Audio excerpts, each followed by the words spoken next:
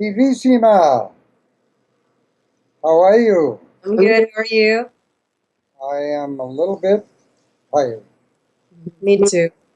So, we worked on the purpose in life, and I understand that you are doing well in that respect. Is that true? Well, I've been envisioning for a while, for a long time, and I thought today would be the perfect day to sort of start to some degree. Since it's Chinese New Year, I That's had been wanting. Thank you. that's the idea. I mean, I'm American, but let's say it is Chinese. The start of Chinese New Year, year of the lamb, year of the sheep, goat. But I had really always wanted to share the world with the world since I was young, because I was always very fascinated and enchanted by faraway places, and I used to always look at magazines. How about this for a show? You're going to have a television program, right? That's right. Very good. And what is the function of that show? To essentially showcase the world to the world. I've been very fortunate to see 55 countries. I've met many other people who've seen many, many more countries, 65, 135. I've met plenty of people that have just perused around and globetrotted. And even from images from around the world, I see that there's so many interesting treasures and so many cities, so many countries that people may not be aware of. And it may help them to develop a greater understanding of the fact that mankind, despite the fact we're all different, there's something very interesting about the different. And there's a lot of treasures in all the cultures. So to help people understand more what some unique tidbits are about different places. Very good. Very good. Promote understanding, promote more desire to go explore, because we're very fortunate to live in a day and time where we can jet on a plane, use some miles. So you have chosen me as your first guest? Yeah, I mean, I've interviewed other people, but not specifically about this theme necessarily. They've been little tidbits. So you will be my first longer guest, because you are from an old school country. You've had so many interesting, fascinating experiences. Portugal is one of those very old empires, and I've always found your nostalgic stories about the past in Madeira to be just fascinating, and that's why I've studied magnetism with you all these years, because I was always captivated by that. Very good. Very good. So you're going to be asking the questions today, hey? Yeah. Yeah, so if you want to share with us one or two memories, maybe let's say one from your father, one from your mother. The ones I particularly would love you to also address, and you can address more, would be you had mentioned your mother embroidering, and it was so colorful, the imagery, and about your father as well, with all of the island, the spiritual elements, the pristine landscape. And then I would want to share one or two of my experiences there in Portugal. I went a few years ago. So, So ask me one thing at a time. yeah, why don't we mention your mother? You had talked about her doing some colorful embroidery. What was that about? I would sit down, my mother and my aunts, and they would gossip for hours and sew embroidery. Beautiful embroidery. And all they did was talk and embroider. And how many hours would this go on? Beautiful work, beautiful work. All colors. Oh, beautiful stuff. And Did they use it for certain occasions, or those particular pieces? they did it professionally also. They what? They did it professionally also. Oh, wow. Fabulous. And were they scarves or shirts or dresses? What were they making? Everything, but mainly towels for Uh-huh. large dining tables. Mm. Yeah, beautiful stuff. So, Skirts, shirts, beautiful, beautiful, just beautiful. were they mainly white, or were they mainly colorful? Well, they embroidered with all different colors of what do you call that? thing they put in the needle. The line. Yeah, the thread, Yes. or the yarn. Yeah, that thread was different colors. Yeah, and yeah, and they had some flowers where they cut the insides of the flowers. They'd embroider around them, and you'd have these flowers with little spaces in the middle. Very beautiful stuff. Did they use machines, or it was all done by hand? Machine. No machine. Everything by hand. Yeah. And how many women at a time would be sitting there? Well, in my house, there was my mother, my Aunt Lita, Aunt Gabriela. Oh, it could be maybe a friend or two, sometimes 3 or 4 people. But there were towels where you have as many as 10 women working on it at the same time. For one towel. On the big towel, yeah. How long would that take? Was it a day, a week, or I don't know. I was a kid. I have no idea. weren't paid? All I know is that they gossiped about everything. And did they do it in the living room, in the kitchen, or in the bedroom? Outside. Outside. Yeah. Huh. We practically lived outside all the time. Beautiful weather. Mhm. Beautiful. And did the women only do this once they reached a certain age, or even young teenage girls would Teenage engage in this? people, but not as much as the older women. Uh-huh. Yeah, I remember when I was young, my grandmother used to sew, and then we always picked up the sewing and all that as well. So it was something, the cross stitching and all of that. But did they use patterns, do you know, or they just Yes. dreamed it up? Patterns? No. There were designs on the towels, whatever they were sewing on.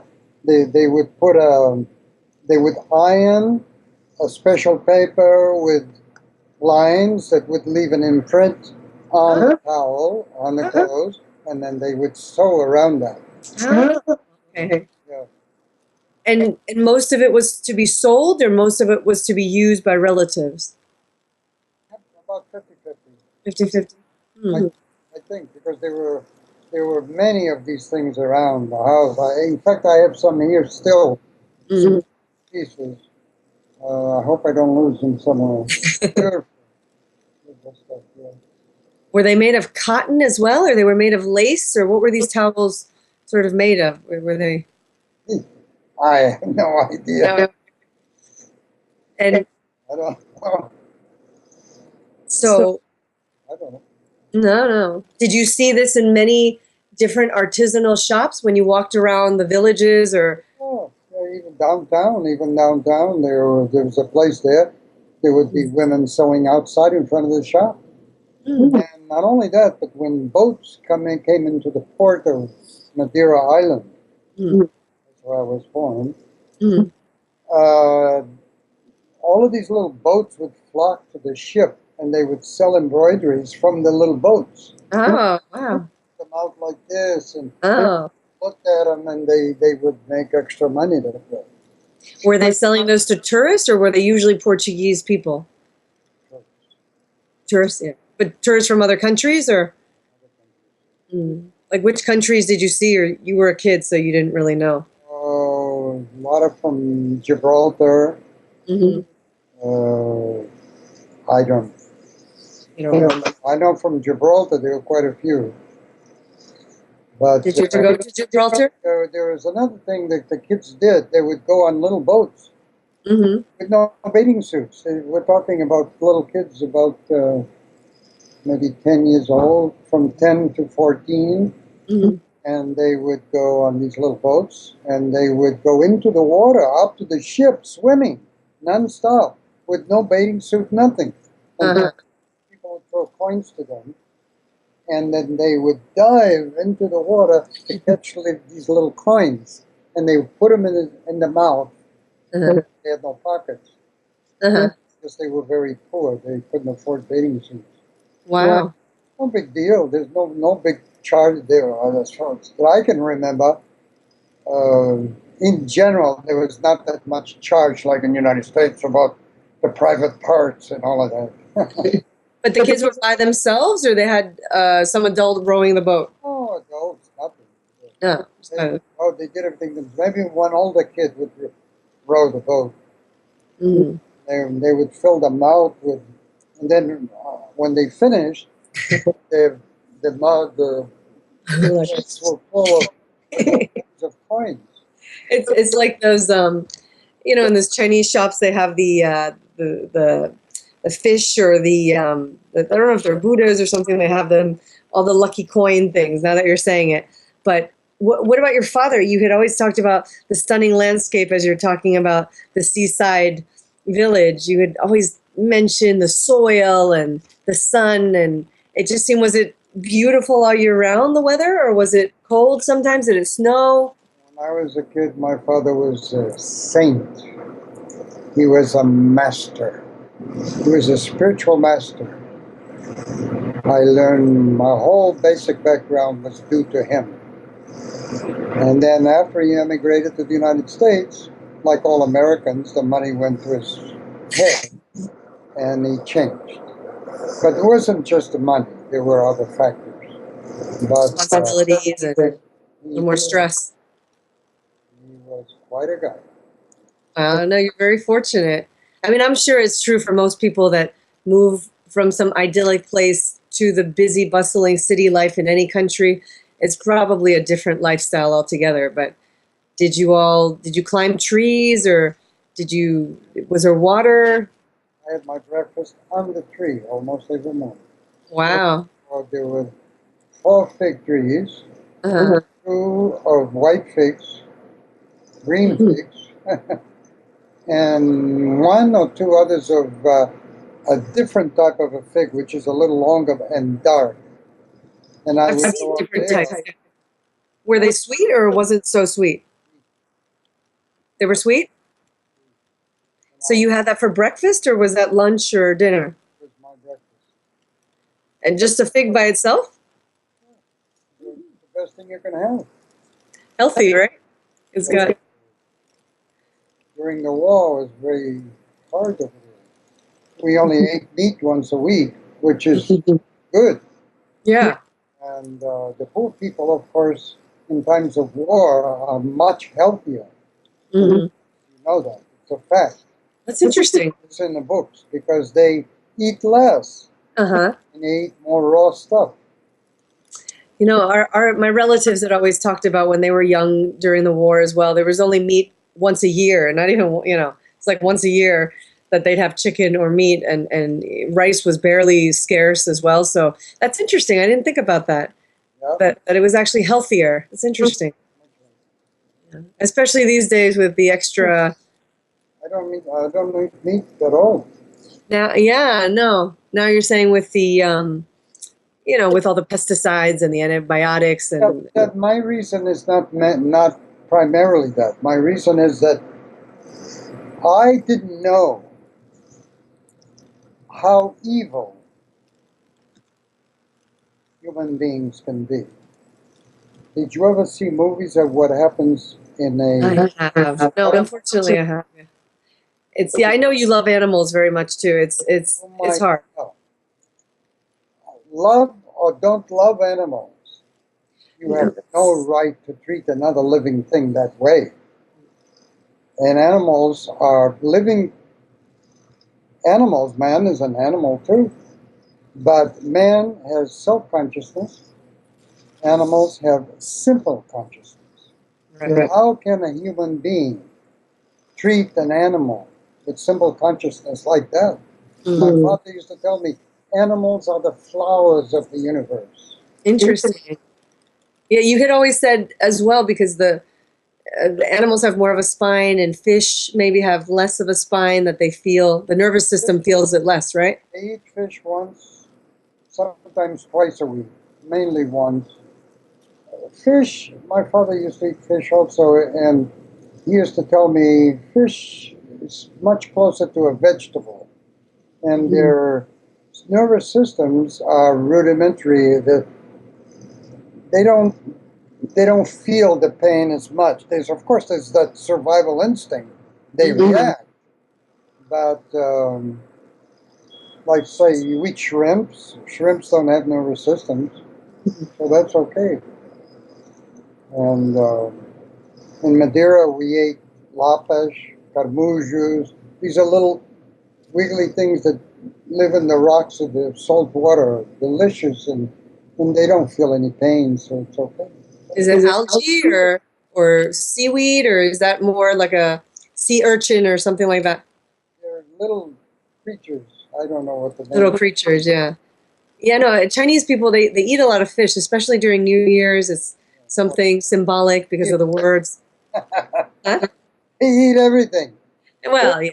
But I'm saying, there are certain dishes let's say the people from the South tend to eat, and it's because of the fact that the word means something else in Chinese. But I think in general, what they say is fish is very good for you. The omega-3s, omega-6s, in general, relatively speaking, it's very good for the blood and circulation and the brain. So the plants as well. You always talked about that you had learned the plants and the energy give us life, that there's something very special about nature, and it was very interesting your stories about Madeira and then how do you say naturaleza in Portuguese?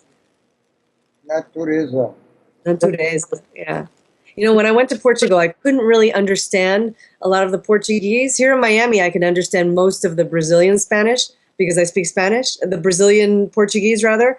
And there, I guess it had quite a different accent, so it was unique to hear. But yeah. What else did you all eat? Was there any other food? Because I remember I ate those tarts of Belén. Did you try those? Which?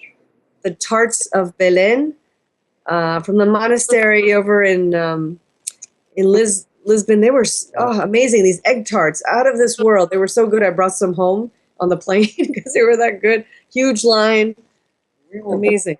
We couldn't afford the expensive stuff. So I remember that some weeks we ate cornmeal, first cooked, and then fried for dinner. Delicious. Fried cornmeal, I love. Yeah, we ate that sometimes for a whole week. It's like arepa, like a fried empanada or something, right? Soup, a lot of soup made with vegetables and noodles Uh-huh. that my mother made. What type of noodles? Just like in the United States. Like Noodles. pasta, regular Italian pasta? Yeah, but natural, with nothing added. Mhm. Nothing's added, anything. No. For example, my father taught me a way of healing, which didn't. The water in those days was not full of dangerous chemicals like it is now. People don't know that. Mhm. But the water that you get in the faucet, don't drink it. Mhm. I don't drink it. Okay. And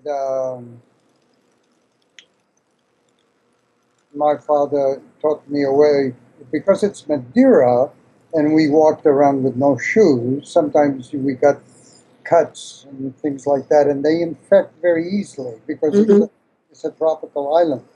Okay. And then, my father would see we had little bruises, and he taught me how to heal them naturally. So I would sit in the sun with my head covered, with the sun hitting my feet and legs, with a jug of water, Uh-huh. and then I would pour the cold water over the bruises, and then I'd sit there and wait for the sun to dry it. Mhm. And once it was all dry, I would do that again. Mhm. Then do that maybe 4 or 5 times, a half an hour, and they would go away. They would change color, and Wow. within 2 or 3 days they were gone. And the same with cuts? Beautiful way of healing. With cuts, it was the same as well? But we don't go to doctors over there. Uh-huh. I mean, the only hospital in the capital city of Madeira is way up in the mountains. You would be Right. by the time you got there. You mentioned that. So people know what to do with themselves. They don't have. People are very simple. They're not complicated at all. Interesting. Yeah, very simple. It's funny. I didn't appreciate that as much since I came from an Asian background. Everybody was more into the very, utilizing natural herbs or eating these natural herbs with all these soups. And I think when I was younger, because I was inculcated here, I always thought the quick solution, the pill, would be, the smarter way, the more advanced modern way. But in reality, I see now, I'm understanding the last few years that, even though these synthetic drugs do a lot of good sometimes they may also cause some damage. Let me So, say a word on that because that's one of my pet peeves. Um, the body is one of the best friends that you have. And people don't pay attention to that body. They treat it like a slave. They throw all kinds of garbage in there. They only use it for all kinds of pleasure and beautifying it with color and all of that. But your body is your best friend. And you treat it properly. You speak to it, and it takes care of itself. It's really amazing. And here in the United States, where money is what talks, everything is drugs. And don't get me started on the subject because then I won't stop. it's better if we avoid it. It's everything here. People, they don't know their body. They don't even know what side the stomach is on. And so they don't care. Anything that happens, they run to the doctor. And of course, the doctor takes their money. And they take all kinds of stuff over the counter. And one of the rules that I have in my classes on the path of hidden knowledge is that no drugs, over-the-counter remedies, 24 hours before a class, because it interferes with the subtle work that we do on the being, him and herself. Yeah, no, it's fascinating because even a very good friend of mine, she's a pharmacist. She's been a pharmacist for more than 10 years. But because she's from Colombia, she was also exposed to some of these more natural thoughts. So despite the fact that she was working at one of the top hospitals and had seen all sorts of everything, if possible, she would still try and see if there was some preventative way or more natural solution first, if it's possible.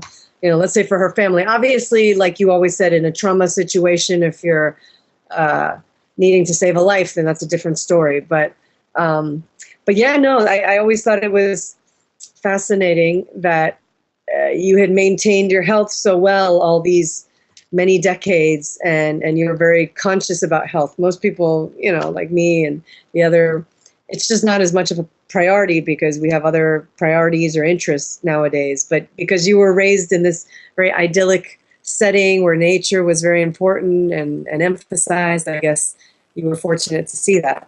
And so many people in the United States are sick all the time. You have to, when you begin to add self-love to your collection of benevolence, your body becomes your friend. And I'm finishing up my 6th book, and which is a guide to self-love, and very interesting thing. And your body becomes your friend as a result of that self-love. I didn't know this when I was younger either. Mm-hmm. I started living like all Americans until I realized there's got to be something wrong. And then I found out the hard way. Mm-hmm. I don't want to get into that. No, I remember. People can find it on your websites and whatnot after. But yeah, no, I'm sad to say that originally when I was younger, and even up until recently, I just probably didn't respect and understand other people who were older, who understood their body and listened to their body a little more. Let's say my mother. In fact, my mother was raised in Macau. She was born in China, but then raised in Macau, which was also a Portuguese colony or whatnot. So Portugal, huh? Macau was. So evidently Portugal, huh? Your mother was there? Yeah, for many years. We had gone there a few times. I haven't been there recently. We went there when we were younger, and she had spent much of her childhood there. And, we also saw the casinos and everything, but obviously she probably had more of an idyllic lifestyle. We saw the beautiful tiles, or her friends had showed us you know, similar to what Portugal has, all those beautiful tiles and the designs. But from what I read about Portugal, it sounds like it was one of the oldest empires, one of the first to sort of be around, and it colonized everything from China to Brazil. So they say 9 countries speak Portuguese as a result of this. 230 million people in the world actually speak Portuguese, which is quite a lot compared to other languages. So, and That's because Portugal had the discoverers. They would get on these ships and they'd go around discovering things. Like Zarco, he discovered Madeira. What's his name? Discovered the way to Brazil. I forgot his name now. Anyway, they were into that a lot. yeah, I read a few when I had Googled it. I had seen that there were quite a lot of those explorers and people who were doing these expeditions. And I remember when I went a few years ago, I discovered a place called Sintra. It was this beautiful castle that was just stunning. Wow, what views and what a colorful place. I also found it interesting. I think I read that half of the world's cork is made in Portugal, which I didn't know. So I know the port. I've only been in Portugal one time for about 6 months. I don't know that much about Portugal, but my place was Madeira. Right. The most beautiful paradise. But it's part of Portugal, though. Oh yeah, it belongs to Portugal. When you get off the boat, and the minute you start walking in Madeira Island, you're always climbing. All the time climbing until you reach the highest mountains way, but all the time climbing. And then the further you come down, the closer you come to the sea. I'm talking to you and I'm feeling the breeze coming from the sea. Wow. Every day. No, all the poetry and the music that you wrote in Portuguese, it always evoked that whole sense of nostalgia from the island. Were the houses on the top of the mountain or on the side or in the middle or? Everywhere. Less way up. There are houses everywhere. And then on top of the mountains, of course, there are fewer houses. But, oh yeah, beautiful. Was it very green or not so green? Was it more dry looking or? Oh, all green. Oh, green. Yeah. Yeah, Madeira. Madeira means wood.